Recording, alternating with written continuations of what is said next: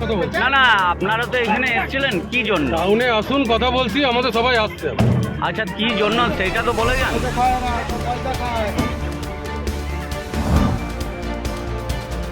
আসানসোল পুরসভার ৭৮ নম্বর ওয়ার্ডের AB type এলাকায় একটি পুরনো মন্দিরের শেড নির্মাণের কাজে বাধা দেওয়ার অভিযোগ উঠেছে ইসকো সিকিউরিটির বিরুদ্ধে।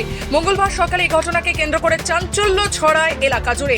স্থানীয় বাসিন্দাদের দাবি, বহু পুরনো এই মন্দিরের শেড নির্মাণের কাজ শুরু করা হয়েছিল, তবে কাজ চলাকালীন ইসকো কর্তৃপক্ষের সিকিউরিটি এসে নির্মাণ কাজ বন্ধ করে দেয়। এতে ক্ষোভে ফেটে পড়েন স্থানীয় বাসিন্দারা।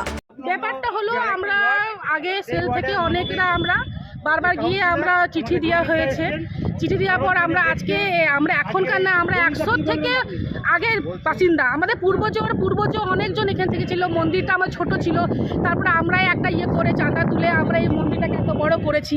তারপরে অসত্ত্বেও তারপরে আমরা গিয়ে সেলকে গিয়ে অনেক অনুরোধ করেছি, চিঠি দেওয়া হয়েছে কি আমাদের একটু ছোট্ট মতন একটা, কেন আমরা যে পুজো করতে আসি জল পড়ে আমরা ভিজে যাই, কি আমরা কি ঘরে ঘরে গিয়ে লোকের ঘরে গিয়ে যাবো কি না? ওই জন্য আমরা অনেকবার অনুরোধ করেছি, সেলকেও বলেছি কি আমরা এক ছোট্ট মতন করে, লেকিন না, আমাদের আজকে একটা অতদিন পরে আমাদের একটা স্টেজের মতন করা হয়েছে। এবার কি হচ্ছে, সিকিউরিটি এসে ওই কাজটাকে বন্ধ করে দিচ্ছে। এ বিষয়ে ৭৮ নম্বর ওয়ার্ডের কাউন্সিলর অশোক রুদ্র বলেন, আসানসোল পুরসভা যখনই কোনো কাজ শুরু করে ইসকো কর্তৃপক্ষ বাধা দেওয়ার চেষ্টা করে।